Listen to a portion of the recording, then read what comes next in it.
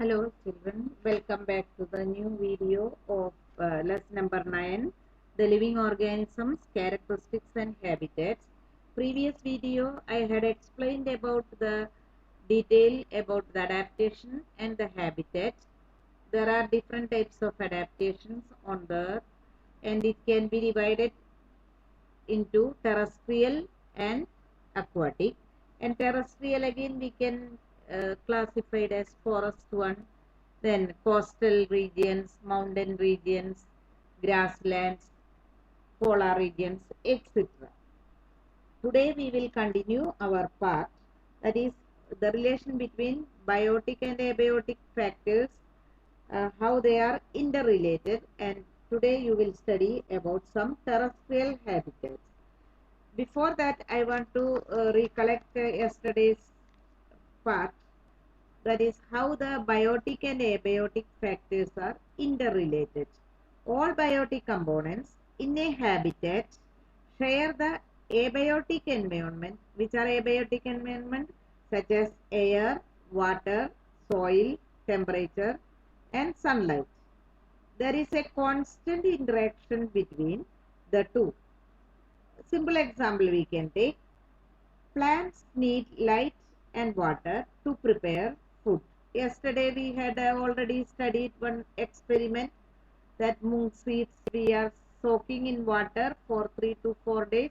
It will swollen but it will not grow. And if we will just soak for some hours and take it out and keep it in a sunny place, it will grow or it will germinate. So what we will study from this, or the plants or the seeds need air, water and sunlight for the growth. So plants need light and water to prepare food. That process is called photosynthesis. They also need soil to grow because the plants can grow in the soil. The animals also cannot live without food, water and air. Both plants and animals need a certain temperature range to survive. So they are interrelated. All living organisms depend on each other not only for food but also for basic necessities. There may be several living things like plants, animals and microorganisms in a place like forest. You had studied all these things. So the forest is the living area or a habitat. So what is meant by a habitat? The word habitat means the living place of an organism. It is a natural living place of the organism, and the habitat provides an organism with the food, shelter, climatic conditions best suited for it to survive, breed and flourish. So that place we will call it as habitat. So today you will study about the terrestrial habitat. Before that I want to explain that adaptation does not take place in a short time. You had already studied acclimatization, that is only a short period or a short time there will be some changes happen if we will go from one place to another place. So the climate is or the environment is different. Some difficulties will arise and after a few days it will solve it by itself. Our body will be adjusted to live in that. So that is known as acclimatization. But adaptation does not take place in a short time because the abiotic factors of a region also change very slowly. Those organisms which cannot adapt to these changes, they may die and only the adapted ones survive. So if you, for example, if you will take the uh, any small organism, a small bird, from one particular place you will take to another place, and if all the birds may not survive, some of them, because they cannot survive that particular new conditions, so they may not be adapted and they will die. Organisms adapted to different abiotic factors in different ways. This results in a wide variety of organisms in different habitats. That's why we can see different places, different variety of organisms we can see, whether it may be plants, trees, small animals, big animals, etc.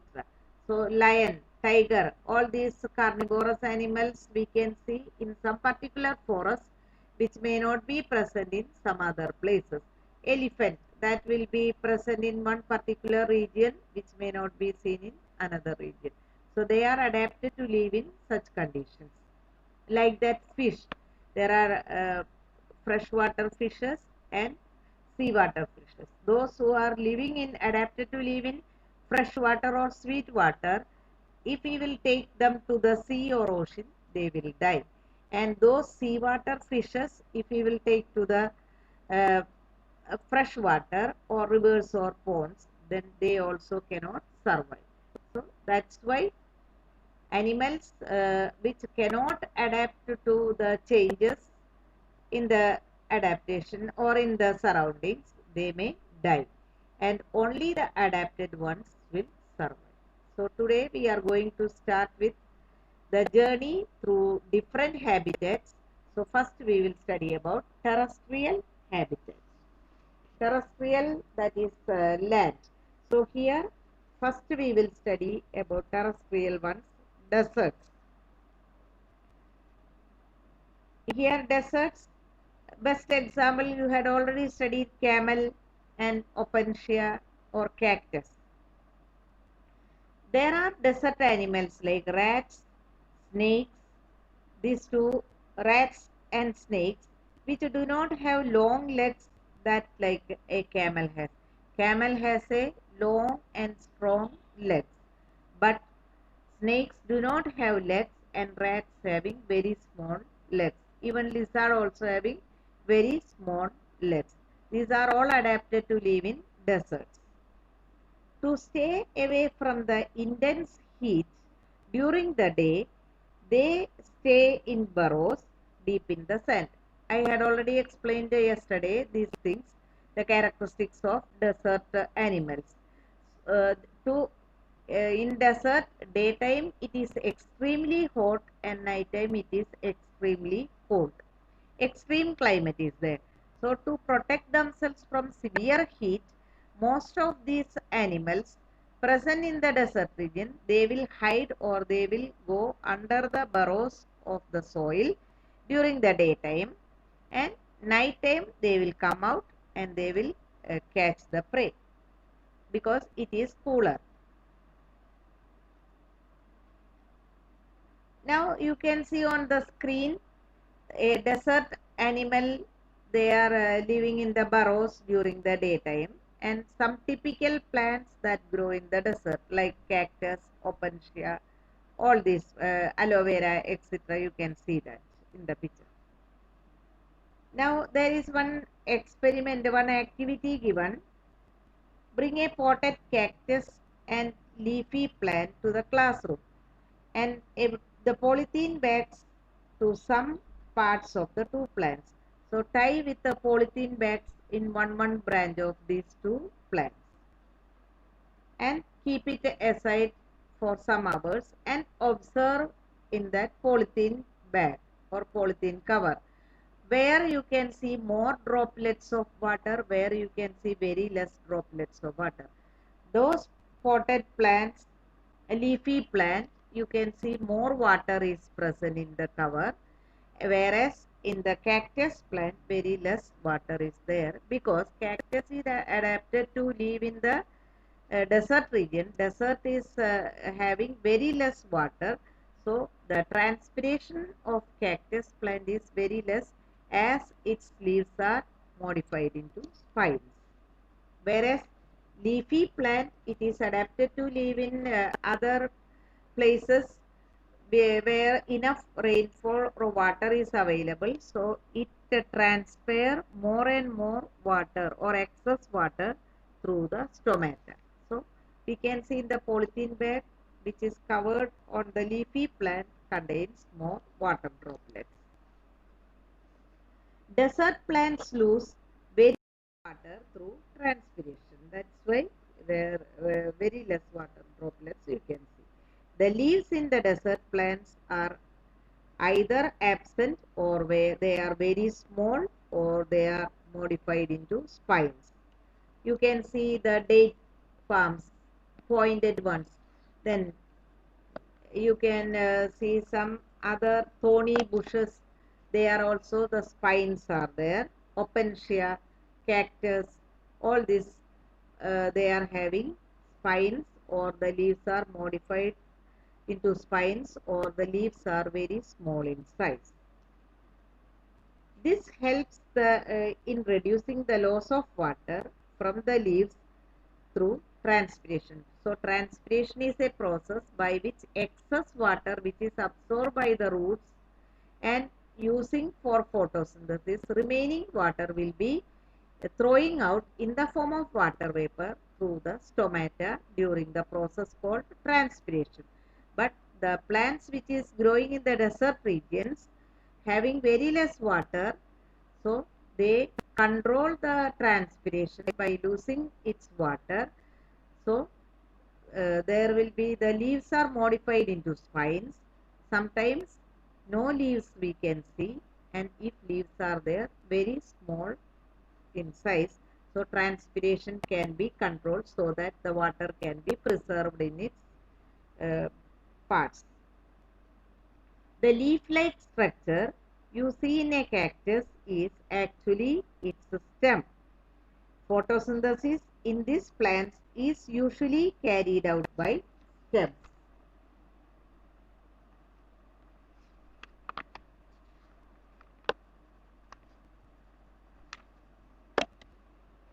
The stems is usually covered with a thick waxy layer which helps to retain water. So if you will touch the aloe vera or cactus plant etc., you can see the stem is very sticky as well as it is waxy, and when we will cut you can see a lot of water is coming out from that. So it can retain the water uh, so that transpiration will be very less. Most desert plants have roots. Its root system is well developed so that it can penetrate very deep into the soil and can absorb water from very deep. So the roots are well developed and they go very deep into the soil for absorbing water. So these are the characteristics of the plants or the animals which are adapted to live in the desert regions. Camels are adapted. Yesterday I had already explained about the camel. Again I need not to explain it. And the snakes also burrowing, it can adapted to live in the desert region, and the scales are on the skin and skin is very rough, and even the lizards or the frogs, toads, etc., they are during the daytime they will be hiding in the burrows, and night time they will come out. And the camels are adapted to live in the desert regions. It can also live without water and food for a long time. Like that, the cactus plant, Opensia plant, which is growing in the desert region, their leaves are modified into spines or the leaves are very small. Stem itself is green in color and it is fleshy and is covered with a thick waxy layer so that it can retain water. And their root system is highly developed and it can penetrate very deep into the soil and can absorb water. So this is about the desert region where the animals and plants are adapted to live. Now we can see the mountain regions, second habitat in the terrestrial mountainous region. So mountain habitats are those that rise much higher than the land surrounding them. So it is very high from the sea level. Mountain habitats are cold and windy. So it is highland places and it is cold wind is always blowing, because the high mountain peaks are always covered with snow, and it is windy also. Snowfalls also occurs in high mountains.